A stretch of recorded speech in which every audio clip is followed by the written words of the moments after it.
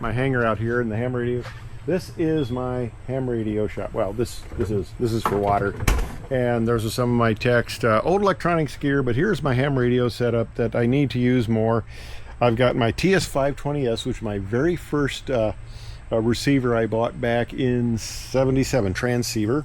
And then I got my Atlas 350XL, which now is an antique, and a few little antenna rotors and stuff like here. But here's kind of the interesting part.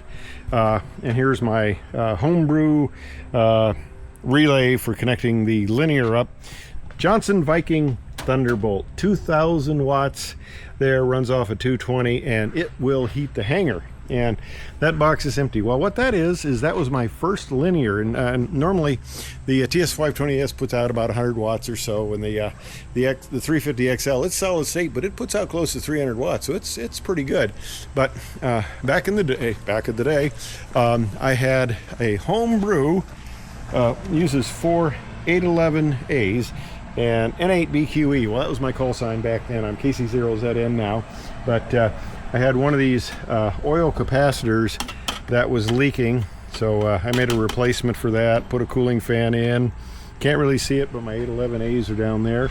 I've redone the capacitor, and I haven't fired it up yet. I'm not quite brave enough. I'm a little, I guess I'm getting old. I'm not as much of a fan of high voltage as I used to be, but I'm going to crank the thing up here and see if it works. And one of my kids said this thing was actually quite valuable, my old Marantz amplifier. They were selling them on eBay for like $3,000. I was rather shocked.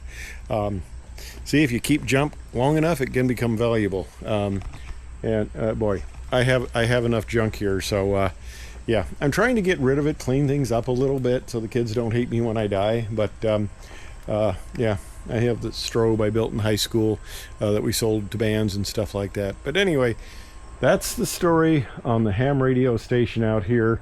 And hopefully, I worked Italy the other day, just piece of cake like that. There's a little bit of a pileup, and I worked it with no trouble whatsoever.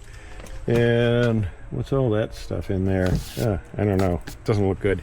You get a lot of bugs out here. We're out kind of in a, isolated area here somewhat. Almost out in the country, mice and snakes and stuff like that. But anyway, I digress. Hey, that's the ham radio.